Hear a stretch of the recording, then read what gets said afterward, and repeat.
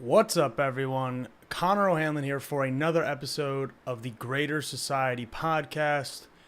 Today, we are going to be discussing the great impact, I should say, that the Supreme Court is going to be having moving forward in this country, as it already has been seen just over the last week or two in the decisions that they have made, resulting from, and we can discuss the strategy on that, resulting from the Trump era, Bush era stacking of the court with right-wing justices, and how that will impact us moving forward, what cases we're looking at today, and there's potentially more cases even tomorrow. So we have to keep an eye out on all of that, obviously.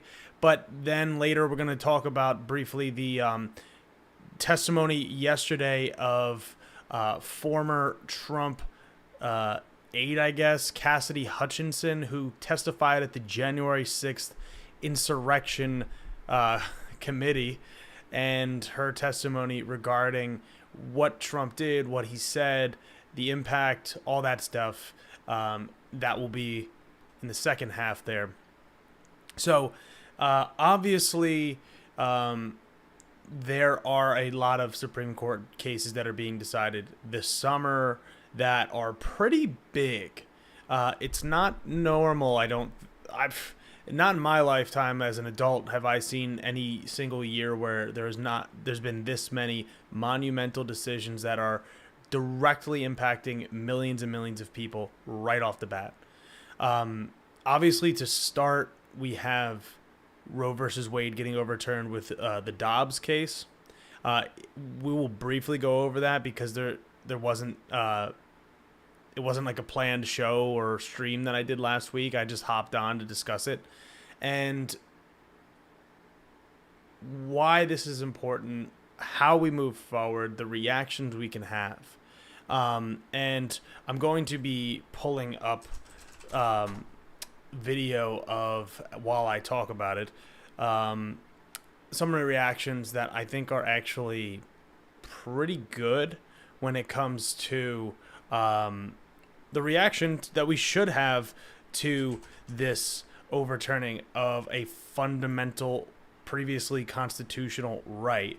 I'm going to use AOC's Twitter because I know that she retweeted the video. So just give me 1 second as I pull it up. But in the interim, what we need to be doing around this issue is legalizing and codifying into action the right to abortion in every state. Now, every state that's possible, obviously, is different than not being able to get it in every state because obviously when you have a Congress that is a state house or a state Senate controlled by the GOP, they're not going to do that, right? But if you take a state like New Jersey, New York, California, probably, there's dozens of others that would probably be okay with the majority of it. Now, where I want to think outside the box is, well, also I should mention, electing somebody to be governor that's going to protect the right in a state like Pennsylvania is important. So we talked about it last week. You can go check out the full discussion in the previous video around why it's important to get Josh Shapiro elected. But I want to throw out an idea, and I want to know what you think about it. So if you're in the chat, you can feel free to drop it in there. Or if you're watching this not live or you're listening to this podcast, I'm interested in your perspective on this. And if you live in Pennsylvania, you know that this happens all the time. If you were to have a constitutional amendment to the Pennsylvania Constitution granting access and a right to access to an abortion into the Pennsylvania Constitution through a ballot initiative, would you support trying to do that? Rather than making it abstract, rather than saying, okay, we elect Josh Shapiro, we still have this right here. Literally putting it on the ballot, unlike in previous election cycles where we've seen it, where we get mangled messes of proposed bills, proposed laws that are put through constitutional amendment in Pennsylvania in particular, but this happens across the country. But in Pennsylvania, to get these laws that aren't popular passed because of the wording that makes people vote yes. And I'm not saying to put it on the ballot and make it muddled or whatever. All I'm saying is if you just put, here's Roe versus Wade codified, put it on the ballot, see what the people think. Now, I don't know what the numbers you need to get the constitutional amendment. I know you probably need a majority to sign on to. You need a majority to sign on to it in the Congress. But I think you might be able to get some of the conservative people in, and this is the trick, is because I think that some in the GOP would sign on to doing this, but I think it's because they would be in control in the wording.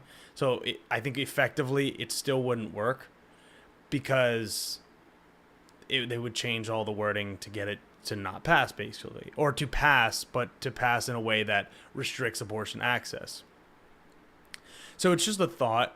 Let me know what you think on that, because I think it's interesting at least to go through the process of the logic in, okay, we've seen it happen before. We've seen these things pass. We've seen it kind of skirt around the restrictions that, the government has in the checks and balances, which normally are good, but when the will of the people is so different than what the government is giving us, we, I think, have to resort to these more abstract concepts. And in Pennsylvania, that's one that we should think about that I actually haven't heard proposed. And again, maybe it's just not feasible, but it's at least something that we kind of have to start thinking like. We have to think outside the box, and we have to start, bending the rules of what we really think are precedent, because obviously, as is the case, which we will talk about in each one of these cases, precedent, stare decisis, the concept of precedent and the supremacy clause in the Constitution that sets that the Supreme Court sets law, makes law by the interpretation of the Constitution. That's common law. Stare decisis, the precedent that says precedent shouldn't be overturned without fundamental, pretty much life-altering evidence that is different than what we have here. Every case that we're going to talk about today, almost every case at least, has precedent that is being overturned by what any time before this year, the right wing would be called activist justices. Now, before we dive into the rest, because you guys can go back and fully dive, unless you have questions, feel free to throw them in the chat on Roe. But the entirety of this needs to be discussed in the two interpretations of the Constitution, which, if you are not familiar with this, it's important to note. And if you are familiar with this, it's probably good to brush up on, because we're going to be having these debates. There is the living document argument, the living document interpretation of the government. And we talked briefly about this when it came to the Second Amendment and the interpretation of the Second Amendment. There is also the fundamentalist perspective, or the textualist perspective, which is the original intent of the founding fathers. Now, I know my friend Eric, I don't know if he's watching right now, we had a discussion in the episode about, when we were talking about the gun laws, talking about, it's a somewhat weak argument to interpret what the founders said about the Second Amendment, or saying that they didn't have X, Y, or Z at the time. The reason why we say that, and I say that, and other people argue from that perspective, is not to say that that's how we should do it, but we're using the logical consistency that textualists try to say is applied to every single case, which is impossible, first of all, because not every right is enumerated in the Constitution, as we will take a look at here in a second. But also, we didn't have simple things to us today, like the internet, the thing that you're watching me or listening to me through. We didn't have phones. We didn't have, well, maybe there was, I forget when the phone was invented, but we didn't have phones in the same capacity. We didn't have the technology to fly. We didn't have cars, and we didn't have cars at all. The amount of guns that we had were limited, and the actual capacity of those guns were very limited. The firing mechanisms of those guns were limited. I mean, the list goes on and on and on. The original intent of the Constitution can never be fully contextualized in its original form, because time changes, technology changes, and as we grow as a society, we have to adapt. We have to have an interpretation that grows with our society. So the Constitution changes, not in the fact that we have to change the Constitution, but the interpretation of the Constitution has to change. I'm going to show you guys right now the Ninth Amendment of the Bill of Rights. The Ninth Amendment of the Bill of Rights, and I'll show you guys here. Let's see if I can zoom in on this. All right, so the Ninth Amendment, the enumeration in the Constitution of certain rights shall not be construed to deny or disparage others retained by the people.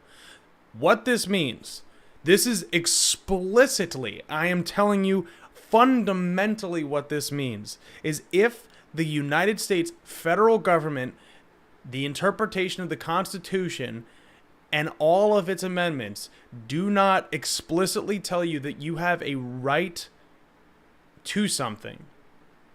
Let's take the right to free speech. That is specifically enumerated in the First Amendment. The right to bear arms within the confines of a well-regulated militia, if you're talking about the original interpretation. That is explicitly enumerated in the Constitution, in the Bill of Rights. The Ninth Amendment basically interpreted to say that if you do not have the rights enumerated by the Constitution or the Bill of Rights, which is obviously an extension of the Constitution, you still can have rights beyond what are specifically laid out in the Constitution. That is literally what the Ninth Amendment says in the Constitution. And this is not brought up ever. I have barely heard this brought up on social media, in context of videos. This is fundamental. You learn about the Bill of Rights. What does the Ninth Amendment mean? It's like, okay, if it's left to the states, it's left to the individuals. You can have rights that are not specifically enumerated. You can have the right to healthcare. You can have the right to housing. You can have the right to food. You can have the right to et cetera, et cetera, et cetera. And the constitutional right is set by precedent. We talk about it already. Stare decisis. That is what sets precedent. That is English common law interpreted and adapted into the American system.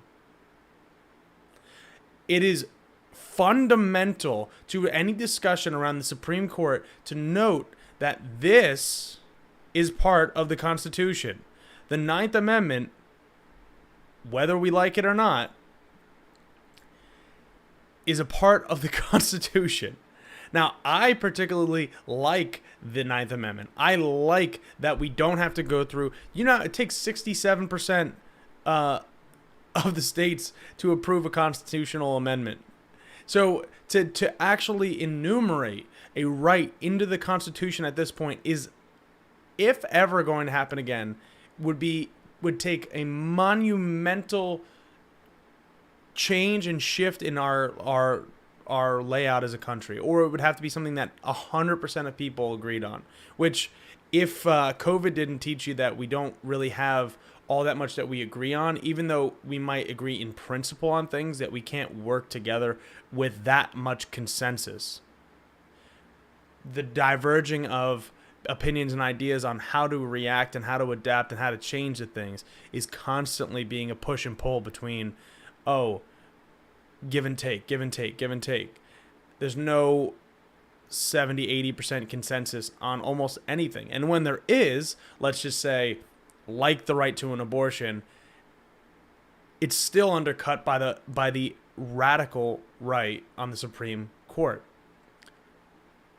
I will also point out, before we discuss the rest of these cases, because I did not talk about this last week, but it has been brought up in a number of videos, discussions, podcasts, social media that I have engaged with, and it's true. The federal circuit court system, which is this is how the supremacy clause in the Constitution works. You have the local courts, and it works its way up to federal circuit courts, which is then leads into the circuit courts, leads into the Supreme Court. Basically, as you go through the appeals process, you build up and get to potentially the Supreme Court. But the federal circuit court, when they disagree with each other in many cases, sends the case to the Supreme Court. However, the intent of having 9 justices, which has changed throughout the history of this country, by the way, 9 justices comes from the original 9 circuits that were, or the 9 circuits that were set up when that number was picked, which is not necessarily the original number, but that's the number that was picked. We currently have 13 circuit courts, federal circuit courts. So if we're really trying to look at how to adapt, how to change, how to think outside the box, how to logically be consistent while making the argument that the Supreme Court is a busted up institution, which it is, you only have to look at the overturning of a 50-year precedent, because after justices lied to senators multiple times, multiple justices in their confirmation lied in saying Kavanaugh lied, Gorsuch lied, Coney Barrett lied, all of them lied to Collins, to Susan Collins, to Joe Manchin, to all these quote centrist moderates, Republicans, centrist conservative Democrats. All these people were, quote, lied to. They knew that they were being lied to. They knew that these people had this intent. Look at where they came from. They come from the Heritage Foundation, the Koch brothers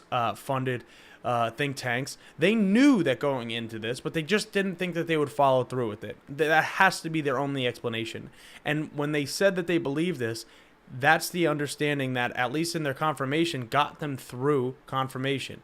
So if we're talking about ways that we have to reform the court, that's another way to reform the court. And we have to stop.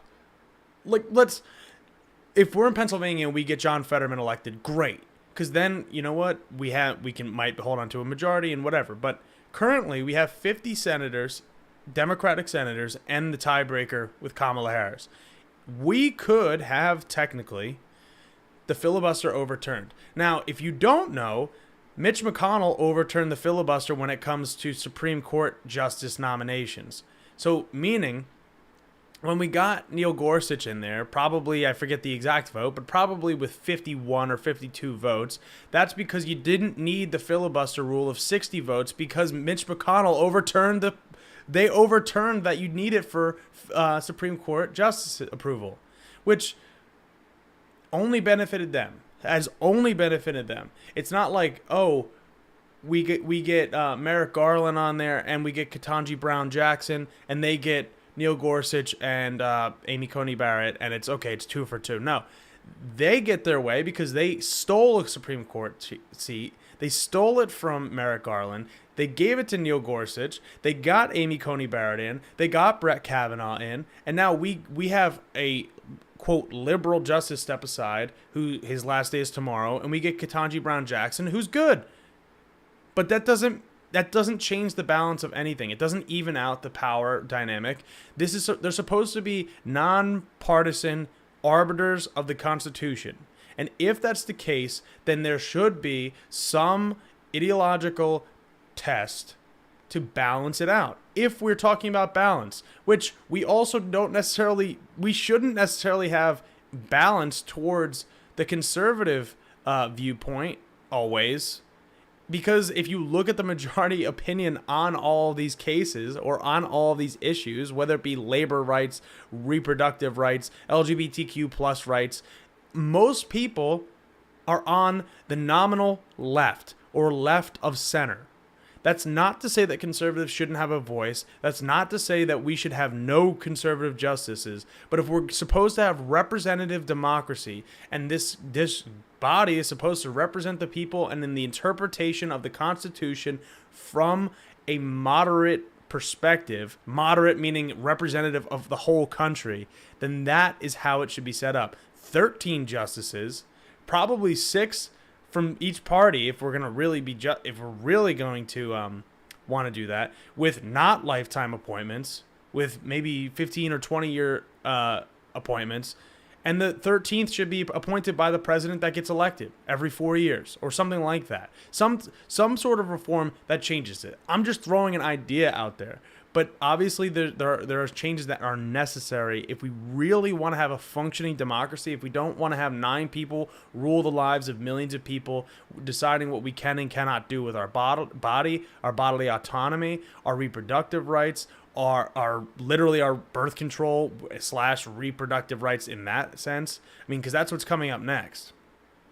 If we want to dive into some of these cases, which we should, then the next thing would be something that came out today, and sorry that this guy's face, and I'll go away from the articles here in a second. But if you're watching this, in 2020, the Supreme Court found that there was a bunch of land in Oklahoma that was supposed to be returned to the Native American. I'm not playing Champagne Supernova, Michael. Sorry, I'm not playing it on guitar. That you can request songs all you like though, but Oklahoma was given, reverse that. The native population in Oklahoma was given back land that was frankly stolen from them, and this was given to them by the Supreme Court in a case decided back in 2020. This case was monumental at the time, and in the case that they heard and saw today, 5-4, as you can guess. If a decision's not 6-3, it's going to be 5-4 in these cases, right? And this overturned that maybe it didn't fully. I shouldn't say overturn. It didn't fully overturn the decision in 2020, but it fundamentally changed the amount, the size. Sorry, something fell over there. The amount, the size, and the designation of the land because of the quote load of crime, the load of crime handled by the native court, basically, in saying that because the land was transferred, then they couldn't handle the court load, and thus has to be given back to the state and then put back into the federal court system. The biggest piece of this is that after a monumental almost reparation, they take it back. Every move forward, we go back. And that's unfortunate. That shouldn't be how these things are. And look, I'm not going to go to the vet one yet because that's too good for what we're discussing here. But the next thing we have here is the Supreme Court in the football coach case, which, look, if you've played sports, if you played football, or if you played frankly, any sport, you probably know that athletes and coaches probably do this all the time. They pray and they kneel and they do all this stuff, and which is also funny because on my drive home I was thinking about this, where the coach is kneeling And we had Tim Tebow, which I liked Tim Tebow. I thought he was great, and I thought he was honestly... I just liked him because he could bench press a lot. I'm not going to lie. But he would kneel during the national anthem to pray, and of course the double standard when it came to kneeling for racial justice in this country. But alas, that's just a quick point to diverge us later on, I guess. But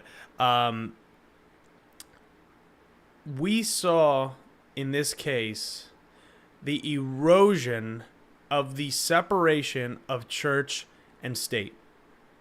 And I'm not trying to be hyperbolic, because there was also another case that I don't have an article to pull up, but I will talk about it. But the erosion of church and state, where on public school grounds, as a officer, functional officer and representative of the school, a coach led a group in prayer, which, okay, in isolation, is that the worst thing that we've ever heard? No. However, when you are representative of a team that is part of a public school on public ground, there you are a functional agent of the government, because the government funds the schools. And if you've also played sports, you know that coaches pick favorites, they play politics within the school, and if you don't participate in something like this that the coach led, there's nothing wrong with inspirational speeches. There's nothing wrong with getting people hyped up. There's nothing wrong with privately praying if you would like to do that, especially if you're a player, if you're a kid. But this is the clear breaking of that precedent because he is leading it, and it's coercive in the nature that if you don't participate, and don't get me wrong, I don't know this guy. There have been reports of complaints filed about being benched, about not getting equal playing time, about not being treated the same when kids didn't participate versus when they did participate in the prayer. And look, if it was just saying, let's lock arms and, whatever, do something, that's fine. But if you're specifically promoting a religion, that diverges from what is allowed and what should be allowed in public schools. Let's disconnect this for a second and just say, what if this guy wasn't a Christian? What if this guy was a Hindu or a Jewish person or a Muslim? Or let's just go to the extreme, a Satanist, or somebody that just believes in, some religion that we all know is, something that's silly and made up, but that's what they do, and that's what they lead people in, and they coerce their players into doing it. We all know, especially that last one, if it was made up, right? Like, I believe in, as Michael was making fun of me for having a guitar behind me, I believe in the 6-string God, and that's my God, is the God that shreds on the guitar, the Delpinator. And that goes into me saying, all right, well, we have to play, Thunderstruck by AC/DC and get on our knees and act like we're playing the guitar, and that's our form of worship. And if you don't do that, you're not going to get in playing time. You're not going to see the field. You're going to be treated differently. You're going to be ostracized. Obviously, that's silly, right? But it's almost the fundamental same argument.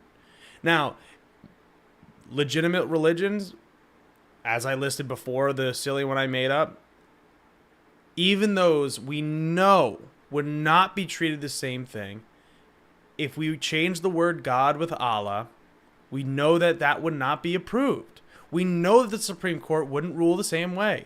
We know that if religious fundamentalism was taught from any other religion in the school or on the school grounds, it would not be acceptable by this court. But now, which, by the way, I don't want any religion.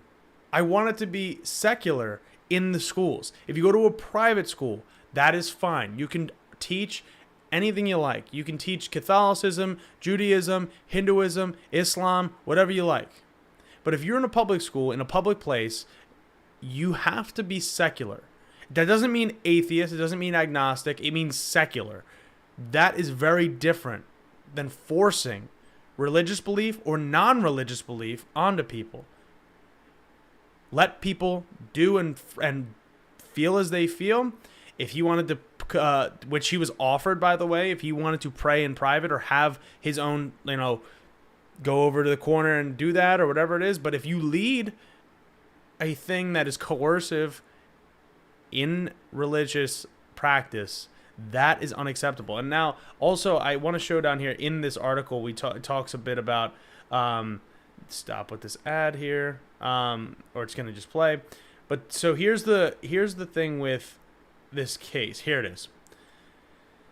The Lemon Clause, which I'm reading now.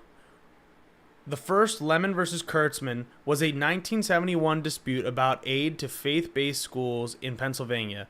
The Supreme Court's decision required that interactions between the government and religion must pass a three-pronged test in order to avoid violating the Establishment Clause, which is also something that the Establishment Clause is setting up a separation of church and state. And here's the three clauses. Sorry, I'm reading again. First, an action must have a secular legislative purpose. In addition, its principal or primary effect must neither advance nor inhibit religion, and it cannot result in excessive entanglement between the government and religion. So, for this case alone, we look at the first clause. It must have a secular legislative purpose. What about this case has a secular legislative purpose? It is explicitly about leading a group of people in prayer. There's nothing secular about this. And in fact, actually, if they remove the prayer from it, it would be better for what the coach was saying, an inspirational speech. So in fact, it does not pass this first prong. The second prong, the primary effect must neither advance nor inhibit religion. Well, it definitely doesn't inhibit religion, but it almost certainly advances it in the promotion of one specific religion. And we know which one that is in this case. And the last part, I can't say that we can argue about the third part here, the excessive entanglement between government and religion, other than just saying that because he's a public school, like an agent of the public school and a representative of the public school, that would entangle government and religion fundamentally. The logical consistency of where we would go from here in this type of case is that if teachers, and we will see this, we will 100% see this, if and when teachers lead prayer circles or they lead different types of prayer or religious,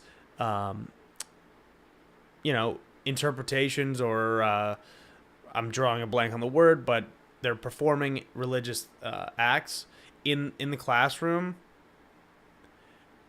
And I don't mean in the sense that we're learning about Christmas or we're learning about, Hanukkah, or we're learning about that's fine. We have to be within reason here and just recognize that we actually have legitimate ways to acknowledge religiosity in the freedom sense, but we also have the freedom from religion. So learning about religious practices is okay. Forcing them upon people is not. And we know that this is going to come up in schools where teachers are going to want to do, like, pray, or and frankly, this is where it's going to get hairy, is that when it's not, Christianity, which is the majority of this country, will it be treated the same way? Or, which we know school boards are under attack. Just go check out the last couple episodes of the show. We know that if one of these teachers does this in a non-Christian manner, that the school board is going to get the heat from it. And if it's the school board is run specifically by Republicans, the teacher will probably be fired, which, again, in theory, that's what it should be. They shouldn't be having religious practices in school. And this is where this logical pretzel becomes like hardened and just like, okay, how do we get out of this? Well, we had it right. Not allowing public displays and leadership of religious practices in public places is a good thing.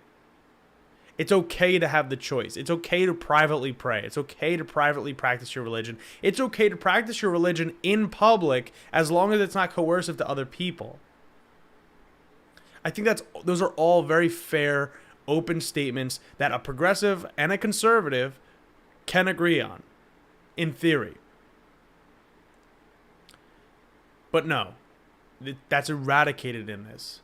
And then the interpretation of another case that happened regarding the private schools in Maine also undermines the separation of church and state, where public dollars are given to private schools because of the rural areas in Maine. They cannot actually create it, like there's not enough people to actually have a public school, so they fund kids going to private schools, in the concept that even if a school is a religious school, or like, for lack of a better word, owned or sponsored by a religious organization, that the curriculum is secular in order to receive tax dollars. Now, they undermined that in saying that you can disregard that functionally.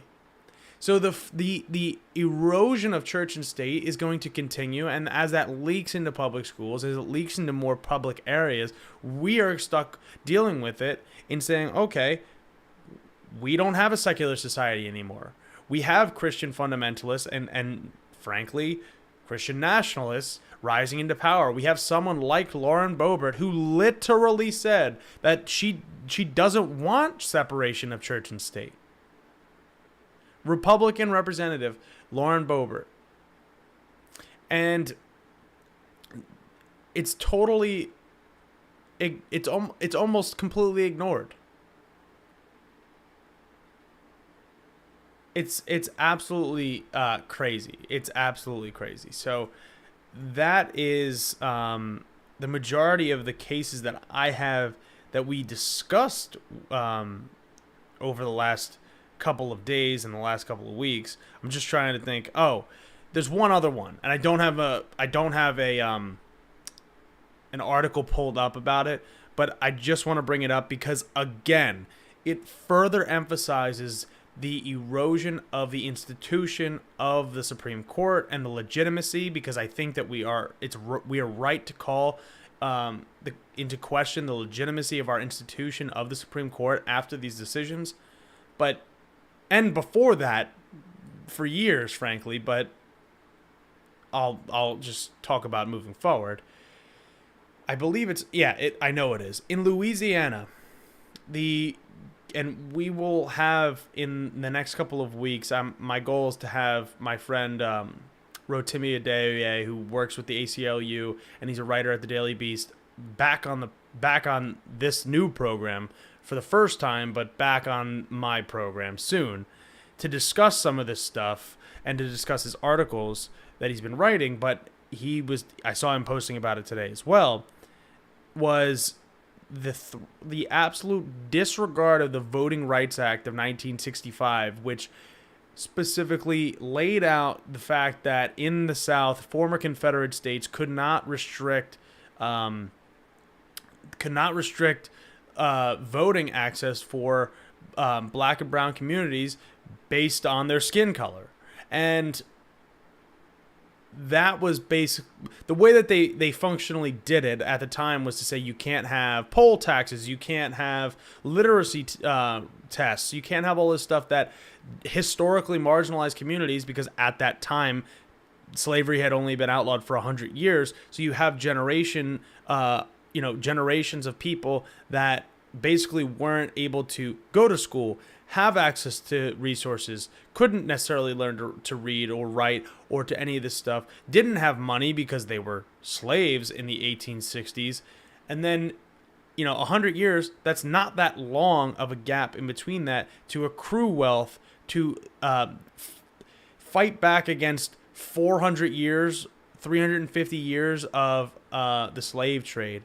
And the Voting Rights Act was supposed to counteract all of that in saying, hey, you're a citizen, you can vote. That is what the fundamental principle of the right to vote, which, by the way, the right to vote is not enumerated in the Constitution. So guess what they're coming for next? If you catch my drift on this part, they want you to have more restrictions on voting than you currently do. They want fewer people to vote. With that being said here, the Louisiana case approved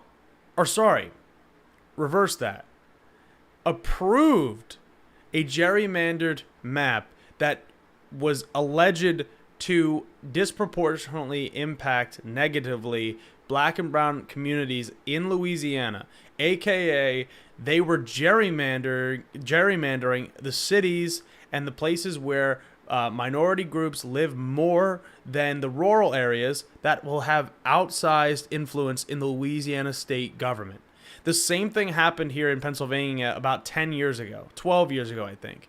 And this is the type of thing that is fundamentally undermining the right to vote, the legitimacy of our democracy. And you can hear me saying legitimacy, fundamental, all of these things over and over and over again, because that is what the Supreme Court is going for right now. They are undermining basic human rights, basic rights that we all are supposed to have as Americans. I am a patriot.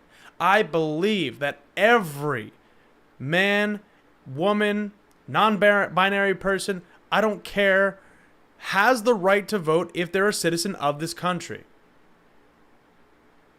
If you want to have voter ID laws, you better be giving everybody free IDs.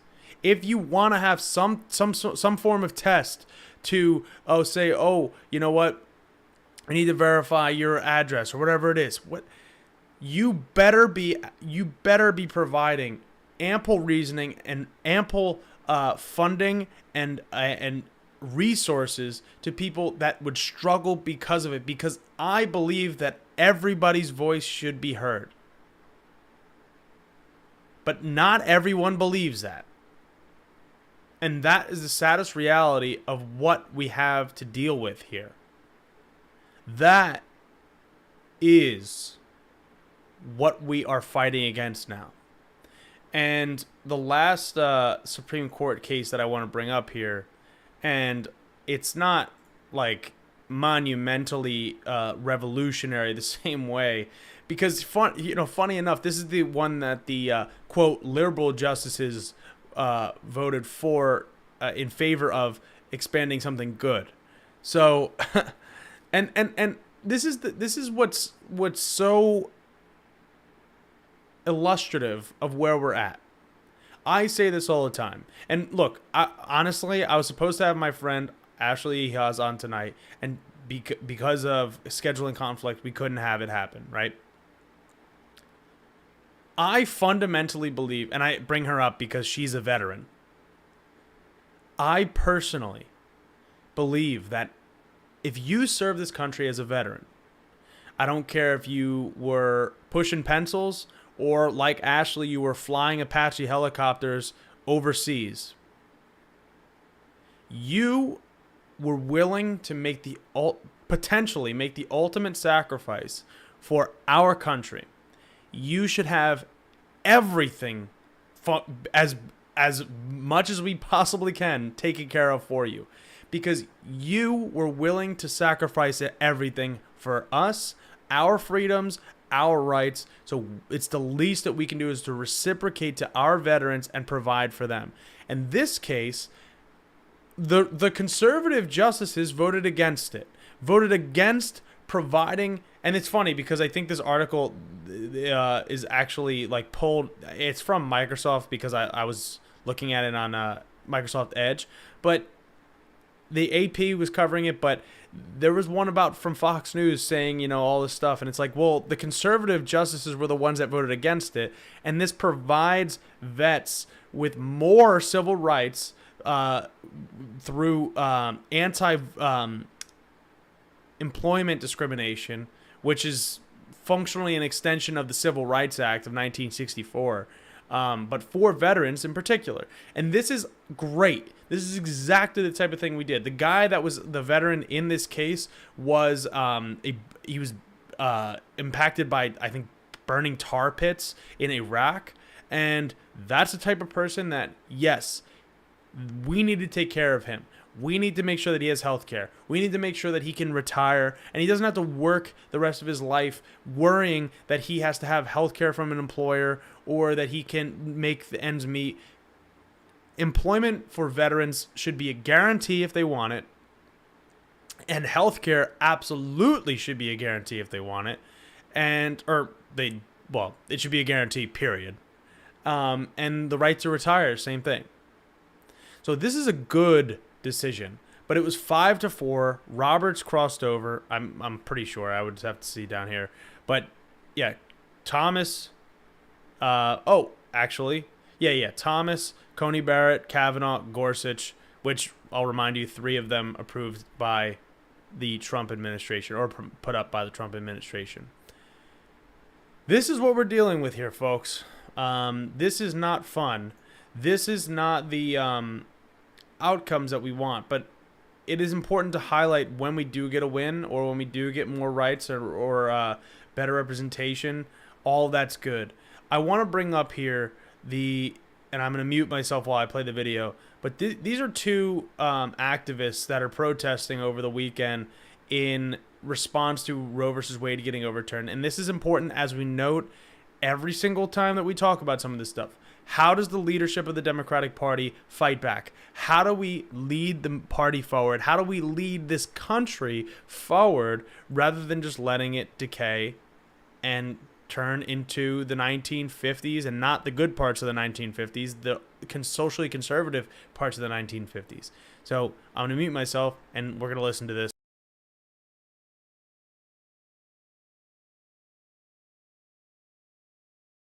Why it is you wanted to come out here today, because something that struck me. This is too quiet, so give me 1 sec. And you mentioned your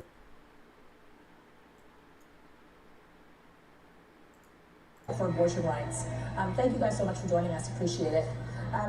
Zoe, talk to me first about why it is you wanted to come out here today, because something that struck me was when you were speaking earlier and you mentioned your anger because you had received a text message from the Biden campaign. Why is that?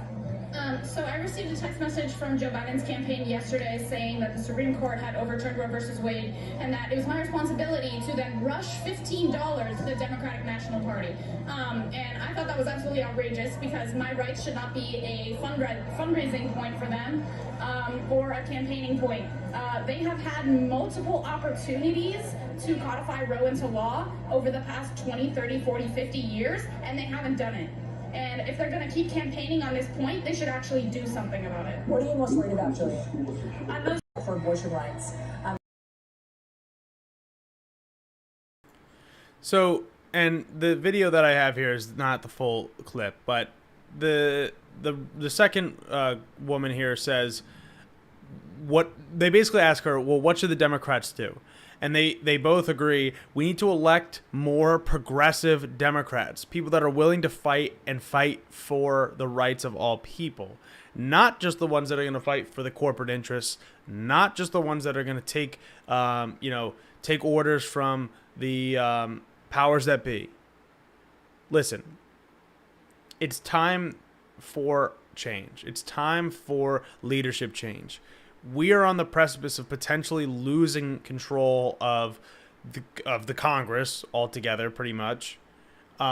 It's risky. Obviously, like I said, we have people that are fighting in hot races, in highly contested races, like right here in Pennsylvania's 1st Congressional District, right where I'm sitting in Doylestown here. We have races that could flip in the State House, but we cannot assume that that's going to happen. And we have to prepare for the worst, hope for the best, but prepare for the worst, cliche, and get real progressive fighters into Congress, into the State House, into the State Senate. And here's my pitch before we move on to the last segment here is, I tweeted this out the other day. If you're a progressive, not even necessarily progressive, if you're a center to left organization, group, PAC that deals with politics, that engages with the realm of politics, you must engage in primary endorsements. And I say this because the way that progressives win, other than people power, is by establishing legitimacy within the Democratic Party, by getting taken seriously. In the past, I've seen it with myself. I've seen it with other progressive candidates. I've seen it with just young people. We're not taken seriously at a time, and then we prove people wrong, and then it's too late. And then you get a primary where the safe, quote, safe candidate wins the primary but loses the election. Or we get Henry Cuellar, who wins a primary election by less than 1,000 votes against Jessica Cisneros, who would have been a progressive fighter in Texas. But no, we get anti-choice Henry Cuellar. We get corporate sellout Henry Cuellar. We get people in Pennsylvania pushing for Steve Irwin, who, I met the guy. Totally nice to me. But that's not how I vote. Summer Lee was the candidate, and luckily is the candidate in Pennsylvania 12, I believe, for us to fight for the people of Allegheny County and the people of Pennsylvania and the people of the United States in Congress. But the Democratic Party tried to take the legs out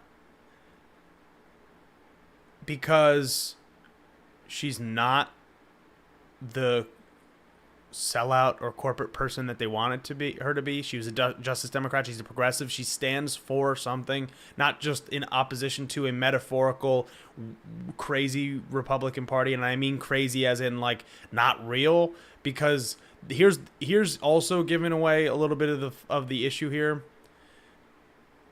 The leaders like Nancy Pelosi and Chuck Schumer and Joe Biden, frankly, keep saying that we need to have a strong Republican Party, and we've talked about this in the past, but that undercuts and undersells yourself as to why you should hold power.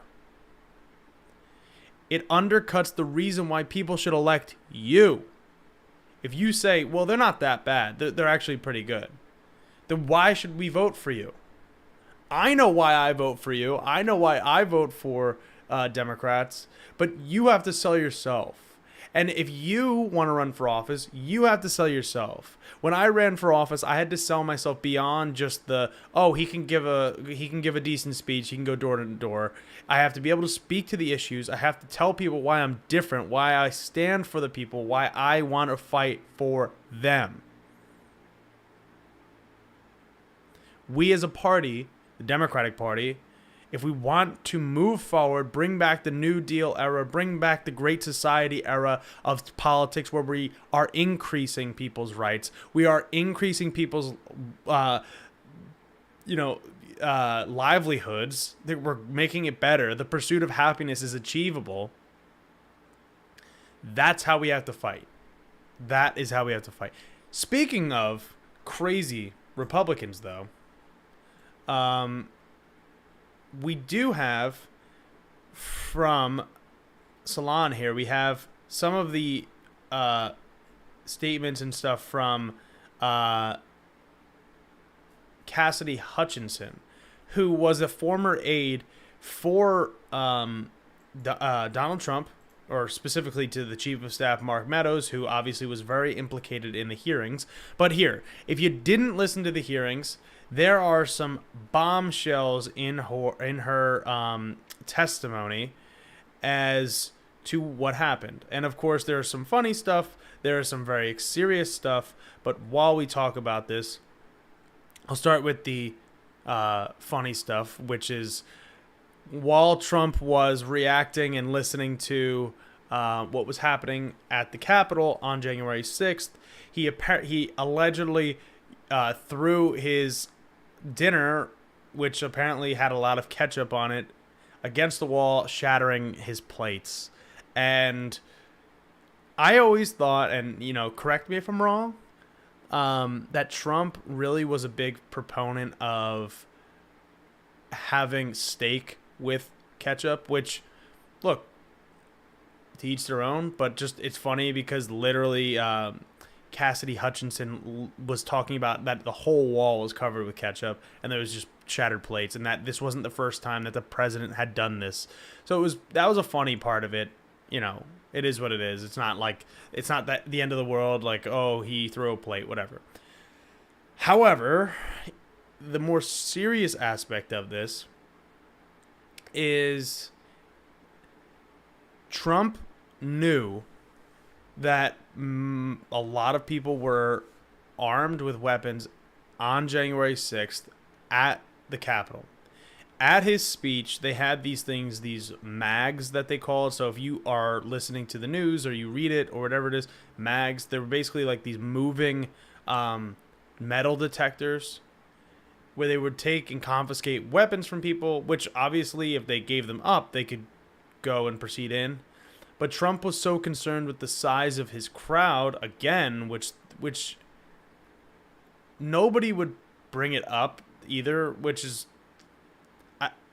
I don't get it, but he was more concerned with the size of the crowd than the safety of the people there, of the safety of the National Guard, which he didn't call, by the way, until way after, with the security of the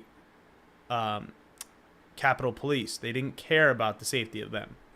So plenty of people did not give up their weapons, and now we don't know how many, and Trump's interpretation of it was because this crowd was so much smaller, was because they wouldn't give them up. So he was ordering the Capitol Police his security detail to let the people in with the weapons. Which is basically just saying let the floodgates open. Then when he was not told that he couldn't go down to the Capitol building, he first of all told them to go to the Capitol building, said he was going to join them.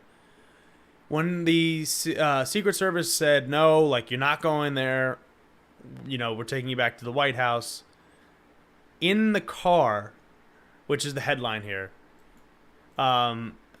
in the car that he was being driven in, he was in the back seat, allegedly reached up, basically like pushed the driver and tried to steer the car back towards the Capitol building.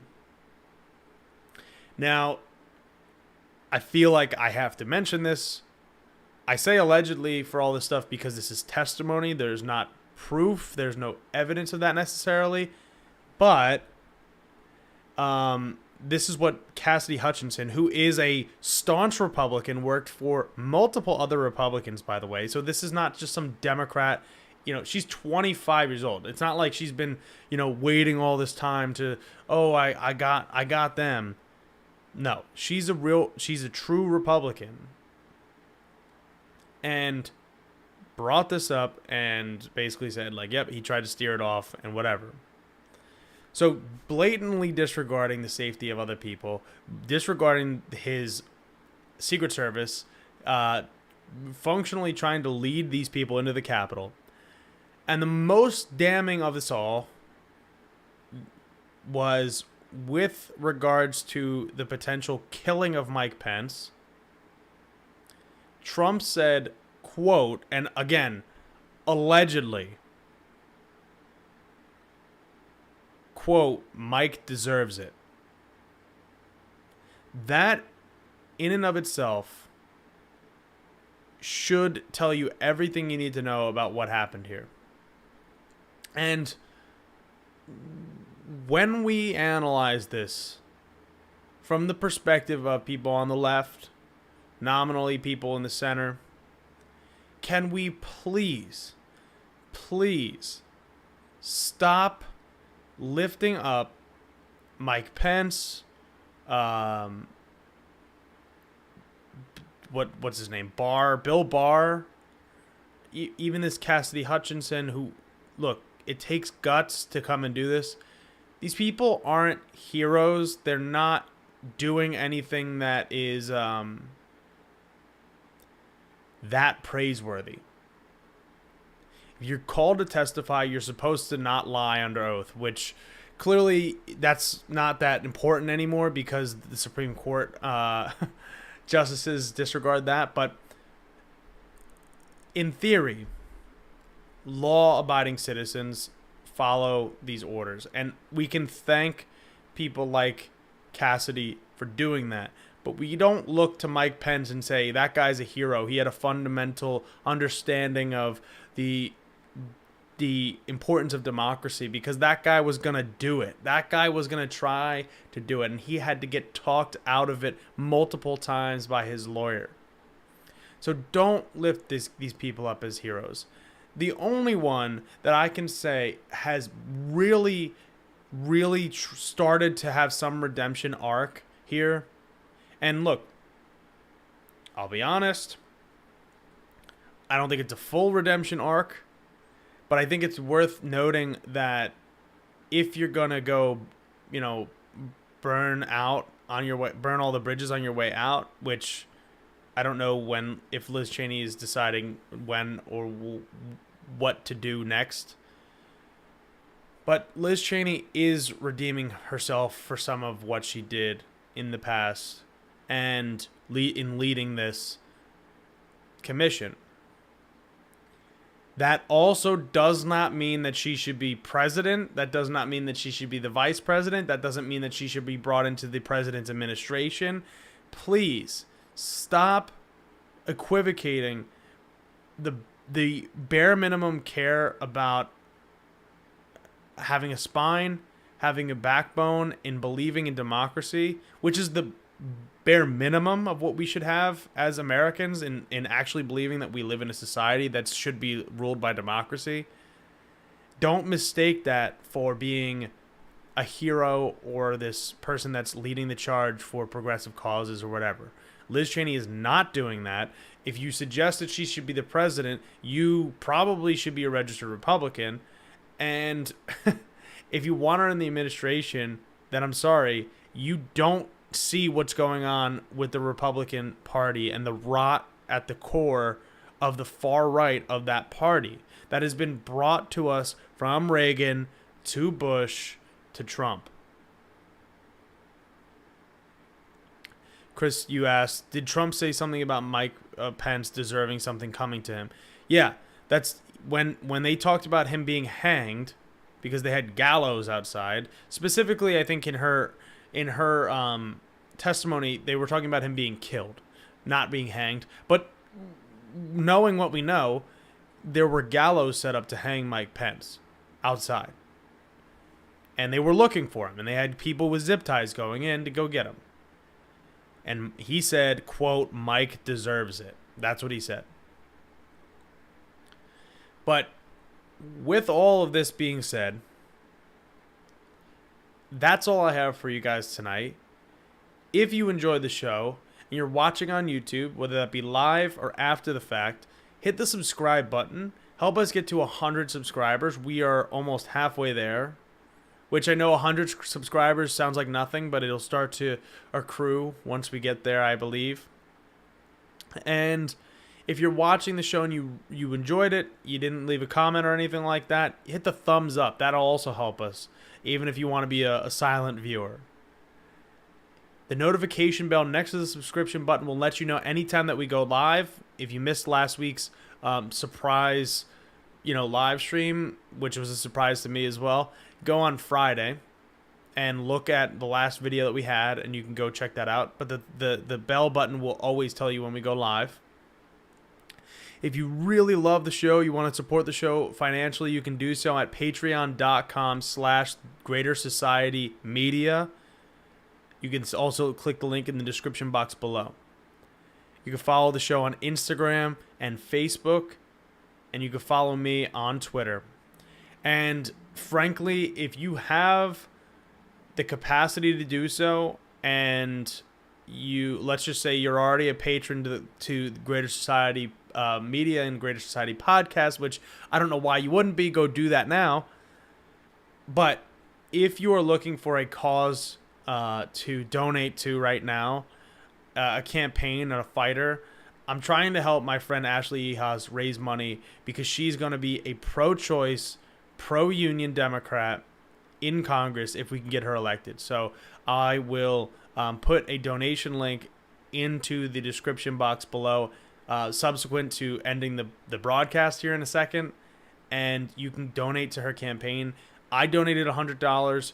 I want to see receipts. If you donate to Ashley, send me a picture on Twitter or on Instagram, message me, because we have to put our money where our mouth is collectively. And yeah, we are not going to agree on everything, but she's going to fight for us if we can get her elected. And she's most certainly 1,000 times better than Brian Fitzpatrick, who currently holds the seat. So with all of that being said, thank you so much for watching the show. You can also be listening on Apple or Spotify. And if you are, thank you so much for listening. And with that, you can email greatersocietymedia@gmail.com for guest suggestions or anything else that you would like me to hear or know. Until next week, stay safe. Maybe try to get outside and just enjoy life a little bit, because I know that this is a lot of stress for people. But take a breather, find something to get engaged with, go out and make a difference in your community. And I'll see you guys next week. Peace.